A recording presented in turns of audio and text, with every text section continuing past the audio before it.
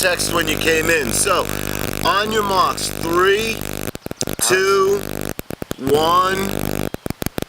Good. Hello, everybody.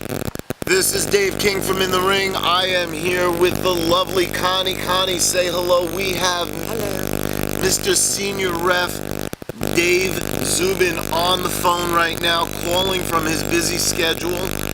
We're going to be talking a little bit about the show that we went to last week. How are you doing today, sir? I'm doing good. How are you doing, Mr. King? I am having a wonderful time. We are pre-taping our show outside in the backyard. We're having a blast. I just got browbeat to death by this girl over here. Everybody who's going to watch the show is going to find out the truth behind Dave King and why he's such an asshole. So tell me, you had a couple of good matches that you were refereeing. Which one would you say was the one that gave you the most challenging? I would have to say the co-main event was Ryan Foxberry and Ben Benedito versus Timothy Theory and Rob St. It was a very challenging match. They had people in their corners too, so it really wasn't a tag team match, man. You had to deal with 6 people. Yes, I had to deal with Tony Biella, who is the East Coast Professional Wrestling World Heavyweight Champion for 6 years running. 6-year running World Heavyweight Champion behind the tag team champs, and who is helping out the wonderful Canadian. Yes, he's really good. His work he does is very amazing. Like, I say the Tony a lot. I look up to him. He's one busy person, as he's not just as a tag team champion too, and the World Heavyweight Championship. What he does outside is very good with the community. It is amazing. He's the John Cena of the Indies. He really is. That man does more. That man does more for kids than you'll ever see. Next to and so does Gino Caruso.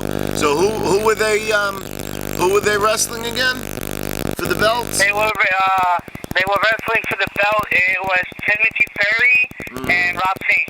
And who was standing behind their corner? Chris Craven, the Nightmare. The Nightmare, Chris Craven. Yes, big shout out to my buddy Craven. So he's always there to help. So you had a little bit of difficulty getting them in control in the beginning of the match. How'd you finally get some order in there? What it is that the first Chris Craven likes to. I didn't realize he likes to have to play the funny games. As I'm searching, if I remember correctly, I was searching Timothy Theory, and as I'm searching him, he goes in his league on his knees, and I get pushed by Timothy Theory and fall over, ending up tripping over Chris Craven. Well, that's no way to treat a ref. Well, how'd you put up with that? It was very stressful. I was just about to throw him out. But you know what? I gave the guy a chance. Well, some referees doesn't really throw it out the towel right away, but like me, I like a little bit of pressure on my belt. Plus, it didn't help that I had the ECPW World Heavyweight champion Tony Biella playing games on me too. Yeah, he wouldn't leave you alone. He was checking you out, making sure you didn't have any foreign objects on you. Yep. Does not help us. Him pulling out my shirt, untying my shoes. Right, and you know what a stickler you are for keeping that shirt tucked in, as we've learned in some of the other interviews that we've done. Shout out to Rashad for doing a great job. Kid busted his ass, man. One of your younger guys on your referee team. Rashad, I'm real proud of you. It was my first time meeting Rashad, and I'd say he did a really good job. He actually kept his shirt tucked in. Unlike me in the main event, the second main event, the Coleman event, fortunately I was being bullied by Tony Biella, and they wouldn't keep the hands off me.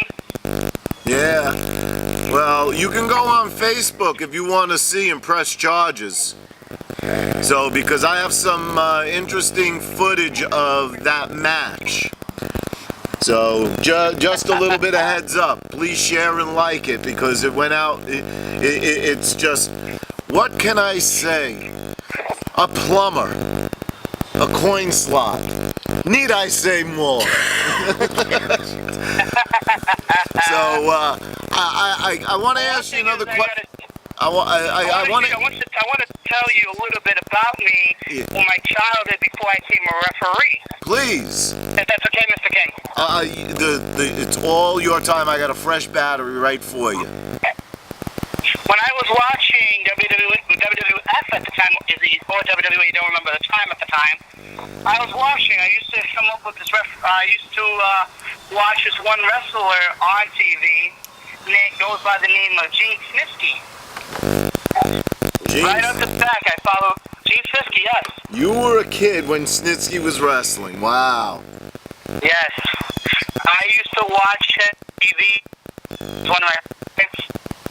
And a few years later, I was able to referee a match. That says it all. That isn't. It isn't one of the. He is amazing and talented person. And would you say he's intimidating?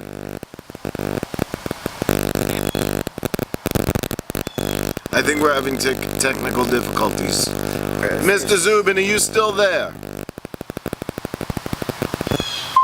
No, Okay, I guess we lost him. I guess he's gonna be calling back again. But isn't that funny? He got to me. Look at that, man. You know, the independent wrestling world. When you have people who have been up on the top, whether they need the money or they don't need the money, because if you look at some of my past broadcasts, I've spoken about guys who do this just purely because they enjoy being around. Some do it because if they don't have money, they can't pay their bills. If you look at Mick Foley's biography, he says it. There were times that he went to some of those shows that he was on in WWF, when it was still WWF, and he was sleeping in his car to save money because he couldn't afford a hotel. People sometimes do it just for the love of it, and I completely understand that. Dwayne Johnson's father, Rocky Johnson, when he would go on the road, would keep his family together. And if you read Dwayne Johnson's story about how he grew up and what a troubled kid he was because he went from city to city to city to go to schools to be with his father, that man spent a lot of time in his car too. So let's see. He lost his signal, but we do appreciate Dave calling up, and we are going to get Dave back on the phone another time because the show's going to be over. So if he does call back, I'm not answering. Well, that's all the questions I had for Mr. Dave. That's all the questions that you had. Only for like me. 30 I had. Only 30. Bad. Oh my God.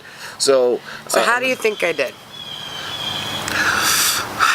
I'm going to leave it up to the audience to see how we do on shares once we show this. All right. So I challenge everybody who's watching this. Hit something in there. Would you like to see me interview again? Should we see her back on the show? I think so, but let's see what the audience. I have very much enjoyed this. I'm pretty much wrapped up for the night. I didn't really have anything planned. Well, I might have a surprise guest if you would like.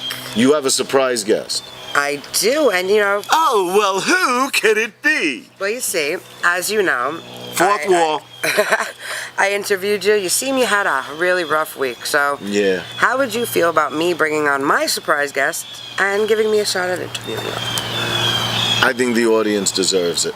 Yeah, you want to see the pretty blue hair, or we'll get the Jew bring. Yeah, the old Jewish guy. All right, so if you would like, I'll have him come and then... Okay, I want to thank you very much. Welcome to my show. Thank you. Well, thank you for... I don't know why I spent 3 hours putting a show together, but at least next week's will be covered. I do want to... You know us women, we got to be in charge once. All right, the one thing I got to do, and there's two things that I always... Two shout-outs I always do. I try to get them done in the beginning of the show, but it threw me off a little bit at the end of the night. First shout-out goes always to my international handicap tag team champion, John Natale. Wish you were here. And then again to my lovely Lita, my Nusta, my princess, my angel. For without her at the moment, I would not be able to keep doing this show. Oh, I've heard a lot about that beautiful lady. Yes. And nothing bad. No, and that falls under one of the two.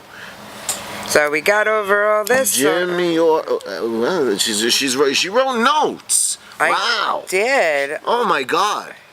No more improv. Give me shelter. So we got through all this. So let me bring on my guests. You got it. Good night, guys. Be there. Who do you have? Well, I have a wrestler who I've known for a very long time, and I think you guys would enjoy hearing about him. So let's bring him on. I'd like to introduce my surprise guest, Mr. Alex Vendetta.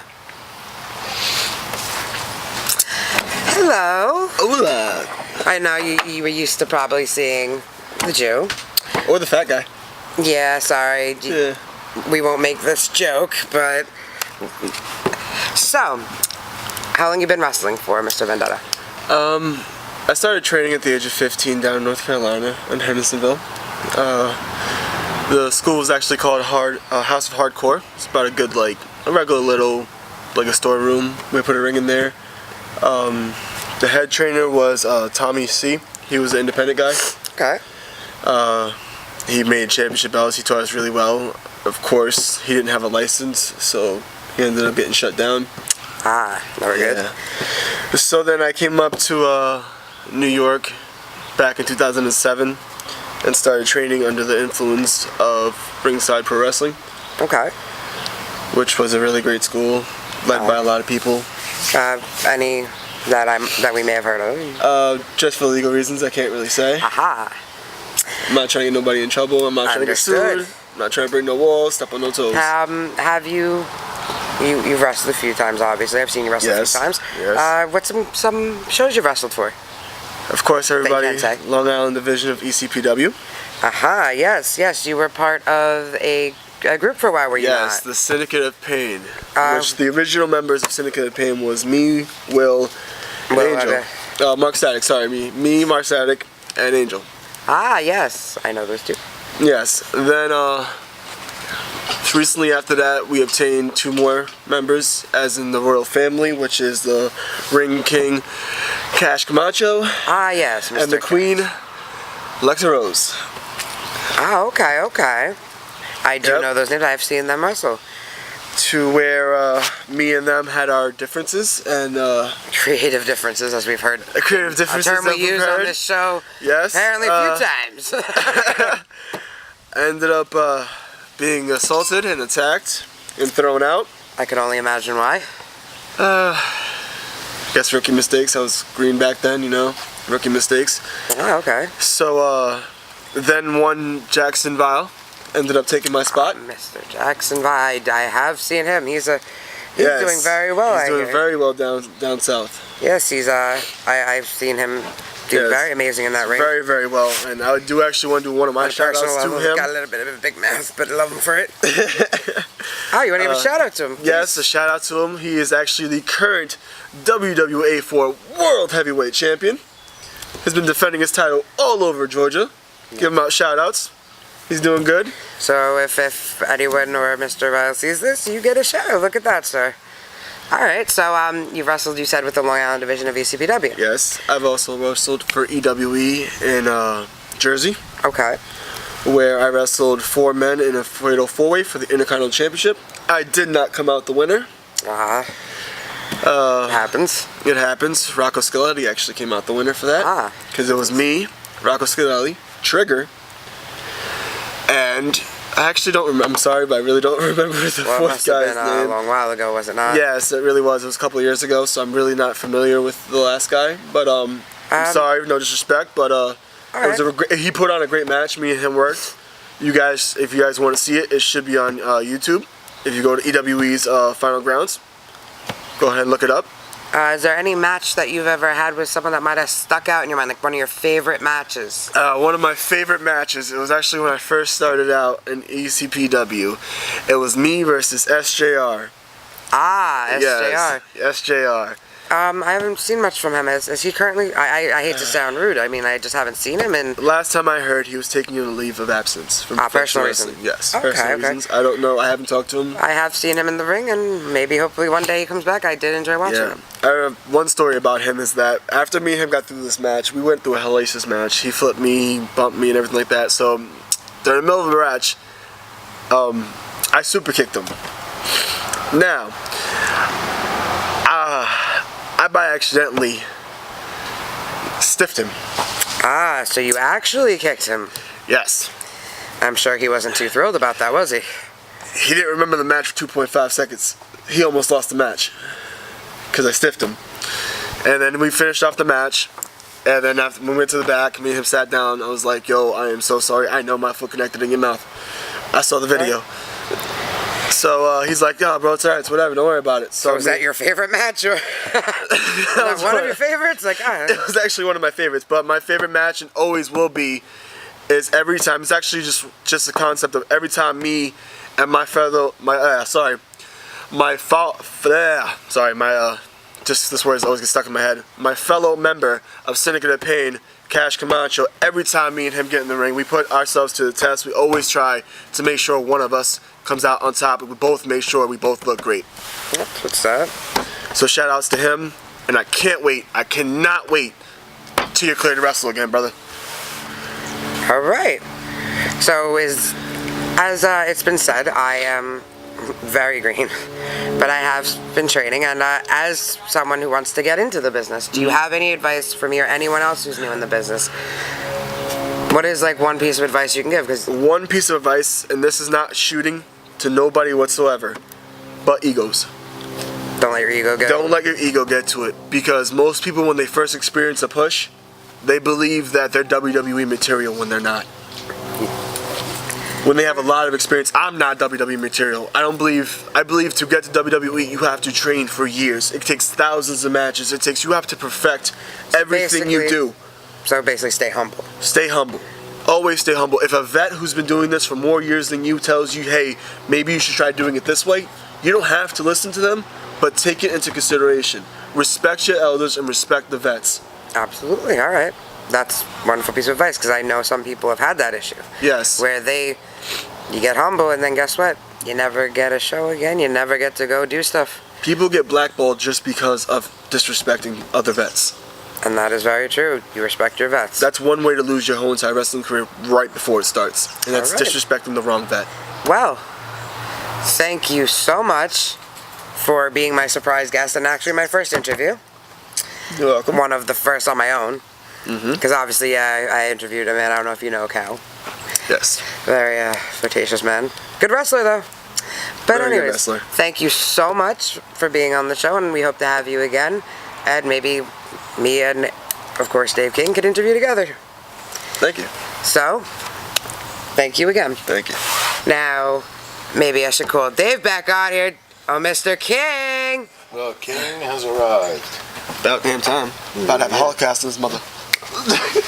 Mr. King! Hello, my dear. I did not think that it would be right closing out your show, of course, without the show host. Oh, my God. So, did an interview with Mr. Vendetta? Yes, I'm very impressed. That one you did very nicely.